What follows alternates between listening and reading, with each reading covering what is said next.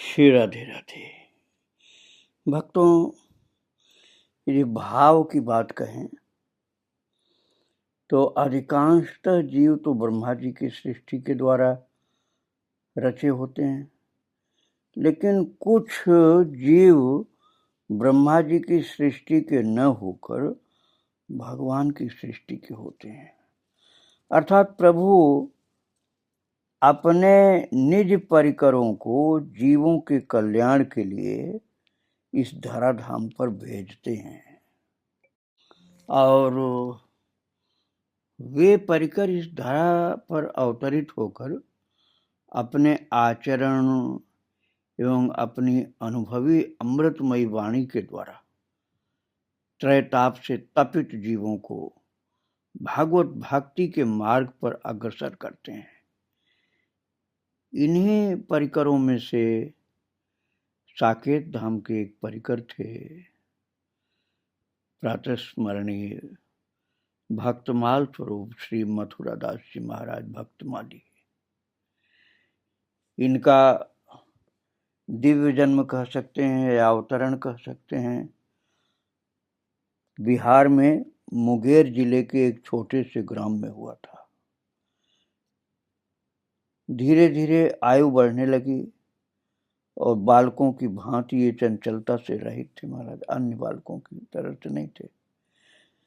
बचपन से ही अति गंभीर स्वभाव, दृढ़ संकल्प और कर्मठता अति गुण से युक्त रहे और पिताजी के साथ बचपन से ही खेत में चले जाते थे और वहां कार्य में हाथ बटाते, इसलिए शिक्षा का अभाव रहा, पढ़ाई लिखाई नहीं हो पाई। किसी कार्य को कुशलता पूर्वक करने में प्रवीण थे और यदा कदा सत्संग का लाभ प्राप्त हो जाता था। एक संत की कृपा हुई और ये जन्मभूमि में ही भजन साधना में लग गए महाराज। 22 वर्ष की अवस्था में संसार की नश्वरता का अनुभव होते ही गृह का त्याग कर दिया। महाराज जी स्वयं अपने मुखारविंद से कहते थे, मथुरादास जी महाराज राम जी भाई सत्संग भवन में प्रवचन करते, भक्तमाल की कथा करते, उनका दर्शन मैंने भी किया था भक्तों कई बार। तो वो स्वयं अपने श्रीमुख से कहते थे, अजी हमने वृंदावन अयोध्या का नाम अवश्य सुना तो था, लेकिन हमको ये नहीं पता था कि अयोध्या वृंदावन किस दिशा में है, कहाँ विराजमान है, आकाश में है या पाताल में है। बड़े सरल स्वभाव के थे। वो बोलते थे कि हम तो रेलगाड़ी में बैठ गए, गाड़ी में एक यात्री से पूछा, भाई अयोध्या धाम किधर है? उन्होंने कहा ये गाड़ी आपको अयोध्या पहुंचा देगी और अयोध्या पहुंचा देगी। ऐसा सुनते ही हमारा हृदय प्रसन्नता से भर गया। अब तो हम प्रत्येक स्टेशन पर उनसे पूछने लगे कि भैया अयोध्या आ गए क्या?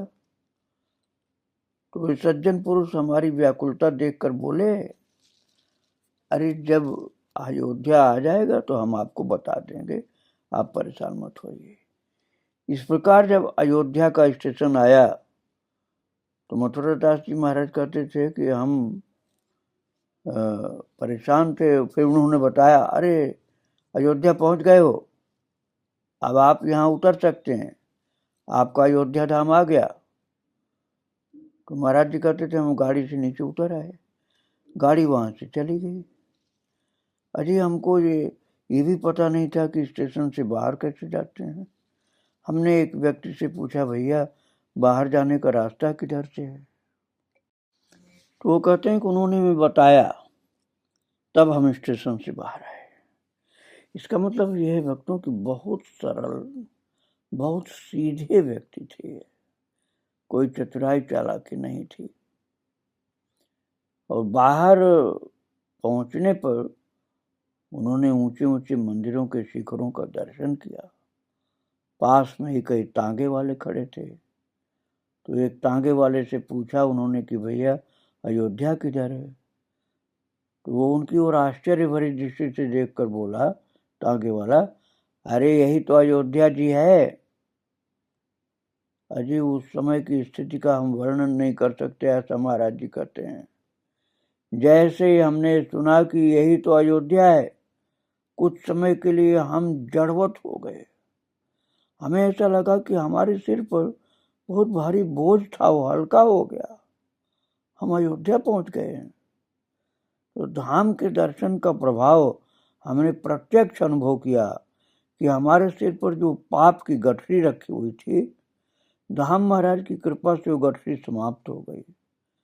शरीर कुछ हल्कापन महसूस करने लगा और शरीर को एक नई स्फूर्ति प्राप्त हो गई। बात यह है कि भगवान के धाम का नाम भी तो महान होता है ना। रामस्य नाम रूपम च लीला धाम परात् परम, ये तत्चतुष्टयम नित्यम सच्चिदानंद विग्रह।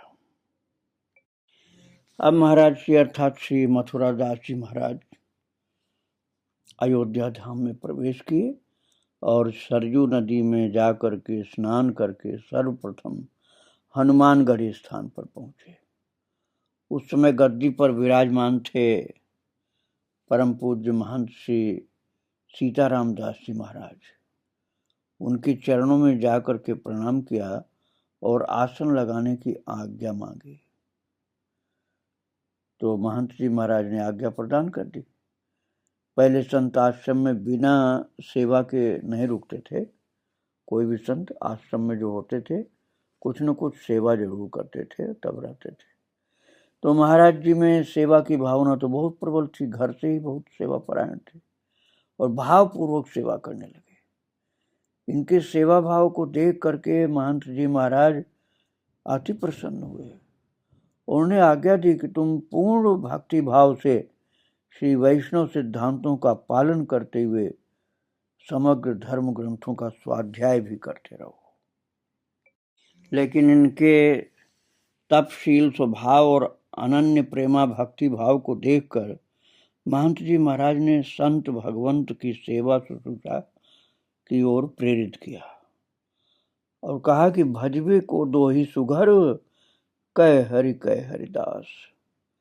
और कुछ समय के पश्चात महाराज जी वैष्णव पंच संस्कार से सुशोभित हो गए, अर्थात मंत्र दीक्षा प्राप्त हुई पूज्य महंत श्री सीताराम जी महाराज द्वारा।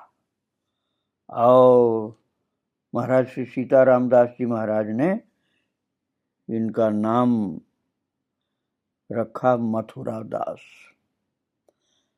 अब अमाननीय होकर के, कोई अहंकार नाम मात्र का भी नहीं, महाराज अपने गुरुदेव की चरण सेवा में लग गए।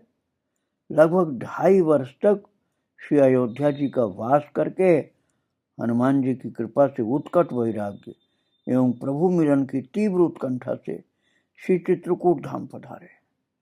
किंतु अत्यंत व्याकुलता के कारण कहीं भी स्थिर रहना संभव नहीं हो रहा था।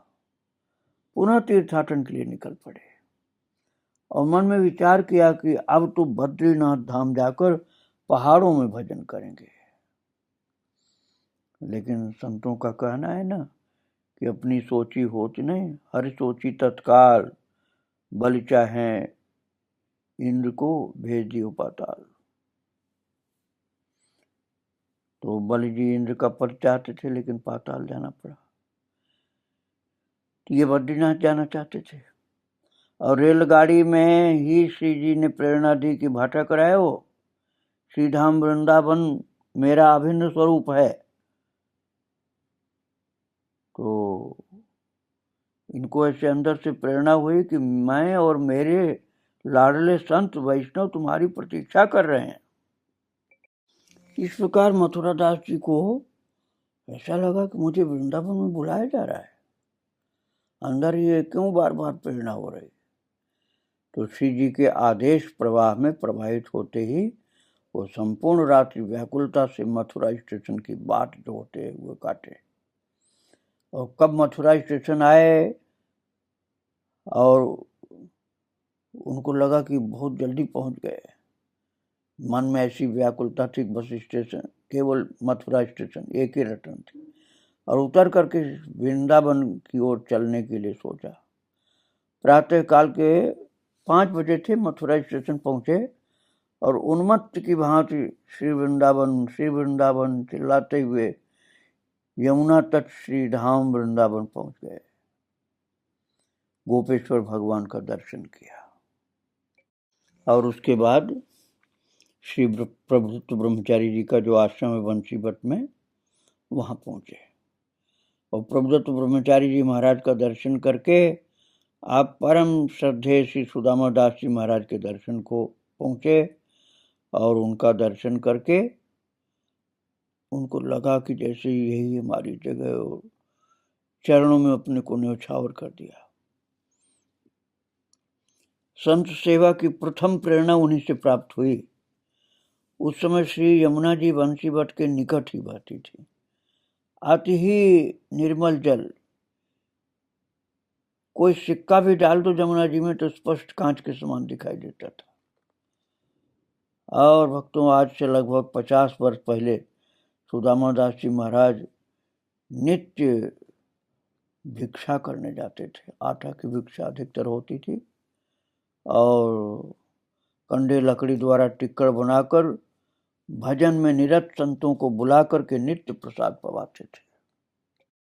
भक्तों, भजनानंदी संतों को उस समय प्रसाद के अलावा और कुछ नहीं चाहिए था। भजन करना और भगवान का प्रसाद पाना, और कोई संग्रह नहीं। तो ऐसी सेवा पर ठाकुर जी रीझते हैं कि भजनानंदी संतों की सेवा कर रहे हैं आप। सुदामा दास जी महाराज के साथ पूज्य मथुरा दास जी भी हाथ बटाने लगे। कभी मथुरा दास जी पीपा लेकर चून की भिक्षा, चून बोलते हैं ब्रज में आटा को, तो आटा की भिक्षा करते करते छठी करा के उस पार राल गांव तक चले जाते थे। उस समय वृंदावन में ऐसी भीड़ भाड़ नहीं थी। संत सेवा के प्रति अगाध निष्ठा थी। ज्ञान गुदड़ी के समीप ताड़वाली कुंज अवस्थित है, जहां परम पूजनीय पंडित प्रवर श्री जगन्नाथ प्रसाद भक्तमाली जी महाराज नित्य भक्तमाल की कथा भाव विभोर होकर करते थे। वहां श्री मथुरा दास जी नित्य सत्संग के लिए जाने लगे। भक्तों, ये भक्तमाली जी महाराज, जगन्नाथ दास भक्तमाली जी का चरित्र मैं आपको सुना चुका हूं। इनके चरणों में कम से कम 2 दिन मैं भी गया था, दर्शन किया था और श्रवण भी किया था। तो भक्तमाली जी महाराज कथा करते रहते और मथुरा दास जी श्री भक्तमाली जी की पंखा सेवा करते हुए ध्यान पूर्वक कथा श्रवण करते थे। ये क्रम नित्य ही चलता रहा। श्री डोंगरे जी महाराज कहते थे, पुस्तकों का ज्ञान कम टिकाऊ होता है, कई बार भूल भी जाता है। जो ज्ञान महापुरुषों की सेवा करके प्राप्त किया जाता है, वो जीवन के अंतिम क्षणों तक काम आता है। श्री मथुरा दास जी, जिनका चरित्र आप श्रवण कर रहे हैं,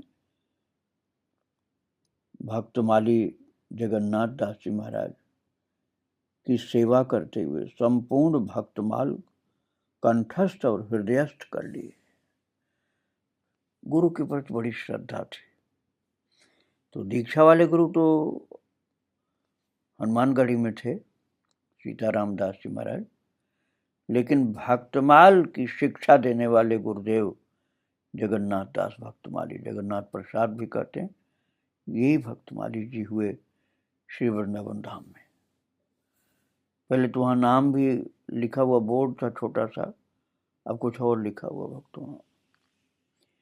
तो कभी कभी महाराज जी जब लोटा लेकर यमुना जी किनारे जाते तो कुछ पंजाब क्षेत्र की माताएं यमुना जी में निर्वस्त्र स्नान करती, तो महाराज जी को बड़ी ग्लानि हुई कि यहाँ आना ठीक नहीं है। तो फिर महाराज जी वहां से गोवर्धन पधारे और किलोल कुंड पर निवास करने लगे। गोवर्धन में कुसुम सरोवर के निकट उद्धव क्यारी में एक परम रसिक गौड़ीय संत श्री स्वरूप कृष्णदास जी महाराज विराजते थे, जो कि भजनानंदी होने के साथ साथ परम विद्वान भी थे। संध्या के समय नित्य कथा अपनी कुटिया के बाहर करते थे। वहीं पर श्री मथुरा दास जी महाराज पहुंच गए और इस प्रकार गोवर्धन में कुसुम सरोवर के निकट निवास करना शुरू कर दिया। भक्तों, श्री भक्तमाल जी के द्वारा प्रेम रस रूपा भक्ति प्राप्ति हेतु भक्ति रसामृत सिंधु एवं हरि भक्ति विलास भक्ति ग्रंथ का अध्ययन करने के लिए श्री स्वरूप कृष्णदास जी के पास नित्य जाने लगे मथुरादास जी महाराज। और महाराज जी स्वयं कहते थे मथुरादास जी कि अजी किलोल कुंड से उद्धव क्यारी 3-4 किलोमीटर दूर है, हम नित्य पैदल जाते और कथा से पूर्व ही पहुंच जाते। वहाँ केवल 5-7 ही श्रोता होते थे, लेकिन ऐसा अद्भुत आनंद आता कि बस उस आनंद के बारे में क्या कहें। जिस जिज्ञासा को लेकर कथा सुनने जाते, उस जिज्ञासा का समाधान बिना पूछे ही कथा में हो जाता। भजन के आनंद में नित्य सप्तकोश विग्रह हरिदास वर्य श्री गिरिराज जी की परिक्रमा करते और उदर पूर्ति के लिए थोड़ी भिक्षा कर लिया करते। कुछ समय महाराज जी ने अक्षय वट में वास किया, क्योंकि स्वयं कहते अजी जब हम अक्षय वट में रहते तो हिरणों के झुंडों को सामने चरते हुए देखते थे। लगभग 7 वर्ष तक महाराज जी गोवर्धन में विराजमान रहे। किलोल कुंड पर महाराज जी को भजन में विक्षेप होने लगा। कारण था वहाँ बंजारों के समूह ने आकर के डेरा डाल दिया, जिसमें कुछ कंजर जाति के लोग संत महात्माओं के लोटा आदि सामानों को चुरा करके ले जाते थे। तो संत बहुत परेशान होते थे, क्योंकि ये उस समय ऐसी जगह ये लोग नहीं रहते थे कि सुविधाएं हों। तो इसलिए महाराज जी ये वो स्थान छोड़कर अब श्री बरसाना धाम पधारे। श्री किशोरी जी के पावन सानिध्य में आश्रय ग्रहण किया। लता पताओं से आच्छादित परम रम्य हृदय को आनंद से परिपूर्ण कर देने वाला मनोहर बगीचा, जिसे सभी राधा बाग के नाम से जानते हैं, महाराज जी ने यह स्थान भजन के लिए अति उत्तम जानकर वहाँ छोटी सी झोपड़ी बनाई। महाराज जी स्वयं कहते अजी हमारी झोपड़ी सरकंडे की थी, इसलिए सांप आदि विषैले जीव जंतु कीड़े मकोड़े इधर उधर घूमते रहते थे। हम अपने पास एक फटा हुआ बांस रखते। जब हमें कुटिया से बाहर जाना होता तो पहले बांस को जमीन पर कई बार पटक देते, जिससे सांप आदि कीट सब इधर उधर हो जाते। तब हम निकल करके चले जाते थे। तो अब महाराज जी अर्थात मथुरादास जी महाराज राधा बाग बरसाना में भजन करने लगे इस प्रकार। और महाराज जी बगीचे से बहुत सारे फूल ले जाते और भावपूर्वक ठाकुर जी का फूलों से बहुत सुंदर श्रृंगार करते। श्रृंगार करने में घंटों लगते, इतना भाव से करते। एक दिन बगीचे में ब्रजवासी बालक बालिकाएं लगभग 10-12 होंगे, अपनी मस्ती में सभी खेल रहे थे। महाराज जी कुटिया के बाहर ही बैठे थे। तभी एक कन्या बहुत सुंदर 2 चोटी किए हुए, कान में छोटी छोटी बाली, गोपी वेश पहने इठलाती हुई महाराज जी के पास आई और नैनों को मटकाते हुए बोली, क्यों बाबा दिन भर फूल श्रृंगार में लगे रहो, अरे कुछ भजन हो कर लिया करो। महाराज जी कन्या की सुंदर वाणी को सुनकर बोले, तो ही कहा हम भजन करें या फूल श्रृंगार करें, जा चली जा। कन्या वहां से चली गई। जब कन्या चली गई तो महाराज जी विचार करने लगे कि इस कन्या को कैसे पता कि मैं फूल श्रृंगार अधिक करता हूं और भजन कम करता हूं। अब महाराज जी को विश्वास हो गया कि ये कन्या और कोई नहीं, हमारी प्राणधन श्री किशोरी जी ही थी। महाराज जी किशोरी जी की कृपा का अनुभव करके रोने लगे और कहते मैं धोखा खा गया। श्री किशोरी जी सामने आई और मैं पहचान नहीं पाया। भक्तों, राधा बाग में मथुरादास जी महाराज वास करते रहे। फूल श्रृंगार में बहुत आनंद उनको आता था। ठाकुर जी का, राधा रानी का श्रृंगार करते रहे। महाराज जी ने निश्चय किया कि अब तो केवल भजन ही करेंगे। ऐसा विचार महाराज जी भजन के लिए राधा बाग से चलकर आदि बद्री के एक सुंदर गुफा के निकट आ गए और परम एकांत वातावरण, यहीं पर महाराज जी ने 2 महीने तक कठोर भजन साधना की। महाराज जी स्वयं कहते थे 2 महीने के बाद हमारा मन फिर वहां नहीं लगा। श्री जी के दर्शन, रसिक संत महापुरुषों के सानिध्य को मन में व्याकुल हो उठे और इसलिए वहां से पुनः राधाबाग बरसाना अपनी कुटिया में आ गए। श्री मथुरादास जी महाराज भिक्षा के लिए ऊंचा गांव जाते, जो बरसाना के निकट में ही है। वो ललिता सखी जी की जन्मभूमि है। तो महाराज जी कहते कि ब्रज में ब्रजवासी जनों की कृपा से ही सभी संत महात्मा आनंद पूर्वक भजन कर रहे हैं। महाराज जी ऊंचे गांव की एक घटना भी सुनाते थे और उन्होंने बताया कि एक ब्रजवासी के घर भिक्षा के लिए पहुंचे। वहां 4 संत पहले से ही दरवाजे पर खड़े थे। महाराज जी ने दरवाजे पर जोर से आवाज लगाई, मैया राधे श्याम। मैया घर से बाहर निकल कर आई और एक संत से पूछा, बाबा क्या चाहिए तो? बाबा बोले, मैया मुझे तो मधुकरी रोटी चाहिए। मैया अंदर गई और मधुकरी रोटी ला करके दे दी। बाबा राधे श्याम कहते हुए चल दिए। दूसरे संत से मैया ने पूछा, बाबा तुम्हें क्या चाहिए? तो संत बोले, मैया मुझे तो 1 गिलास छाछ दे दे। मैया पुनः अंदर गई और 1 गिलास छाछ ला करके बाबा को दे दी। अब तीसरे महात्मा से पूछा, हाँ बाबा तू बता तेरे ताई क्या लाऊं? तो बाबा बोले, मोह को तो 1 गिलास दूध पिवा दे।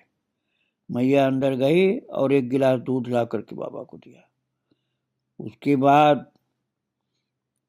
फिर मथुरादास से पूछा, बाबा आपको क्या लाऊं? तो वो कहते हैं, मैंने कहा कि हमें तो थोड़ा सा आटा चाहिए। तुरंत हमको आटा ला कर दिया। हम वहां से चल दिए। हम मन ही मन ब्रजवासियों के चरणों में प्रणाम कर रहे थे कि धन्य है ब्रजवासियों की संतों के प्रति ऐसी निष्ठा। एक रात्रि महाराज जी अपनी कुटिया पर निद्रा मग्न थे। तभी श्री किशोरी जी ने स्वप्न में आदेश दिया, हमें नित्य भक्तमाल की कथा श्रवण कराओ, क्योंकि हमें श्री भक्तमाल अत्यंत प्रिय है। याके श्रोता श्री हरि अहि, पुनि पुन साधु प्रेम वश कहें। तो महाराज जी ने किशोरी जी की आज्ञा को शिरोधार्य करके अब नित्य राधा बाग से श्री जी के मंदिर में जाकर रात्रि शयन भोग के समय 1.25 घंटा श्री भक्तमाल की कथा भावपूर्वक सुनाने लगे। 10-15 श्रोता बैठ जाते। महाराज जी अपने नेत्र बंद करके भाव में कथा करते। कोई श्रोता हो या न हो, इनको तो बस श्री जी की आज्ञा का पालन करना था, अर्थात श्री जी को श्रवण कराना था। बरसाने में संत श्री लाडली दास जी महाराज कहते हैं कि कभी कभी तो ऐसा होता कि हम अकेले श्रोता रहते और महाराज श्री मथुरा दास जी प्रेम से कथा करते रहते और हम सुनते रहते। महाराज जी नियम के ऊपर बहुत जोर देते थे। कहते पहले तुम नियम पर चलो, बाद में नियम तुम्हें चलाएगा।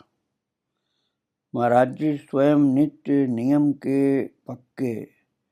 आंधी को तूफान, आंधी हो चाहे तूफान हो चाहे बारिश हो, लेकिन नियम श्री जी की कथा श्रवण कराने और श्री जी के मंदिर में जाने की थी उनकी। ये निष्ठा पक्की थी और निष्ठा के द्वारा ही ठाकुर जी को महाराज प्रसन्नता होती, उनकी कृपा भी प्राप्त होती संतों को। तो महाराज जी कहते थे भक्तमाली जी की भक्तमाल जी में 26 प्रकार की निष्ठाओं की कथा है। किसी की एकादशी व्रत में, किसी की परिक्रमा, आरती, सोहनी सेवा अर्थात झाड़ू की सेवा, पुष्प सेवा, जल सेवा, संत सेवा, कार्तिक नियम सेवा, तुलसी सेवा, ठाकुर सेवा, पार्षद सेवा अर्थात भगवान के पार्षदों की सेवा, वस्त्र सेवा। आज किसी एक सेवा में निष्ठा हो जाए तो ठाकुर जी का साक्षात्कार, प्रेम लाभ निश्चित ही प्राप्त होगा। तो इस प्रकार की निष्ठा में लग गए सेवा करने में, कथा सेवा में। और भक्तों, इनका चरित्र आगे हम फिर आपको सुनाएंगे।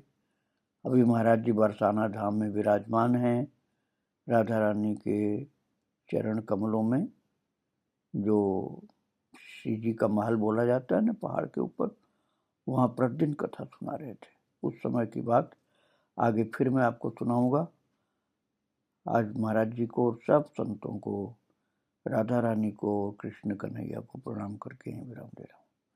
जय जय श्री राधे श्याम, जय जय श्री सीताराम। वृंदावन बिहारी लाल की जय, राधा रानी की जय। श्री राधे राधे।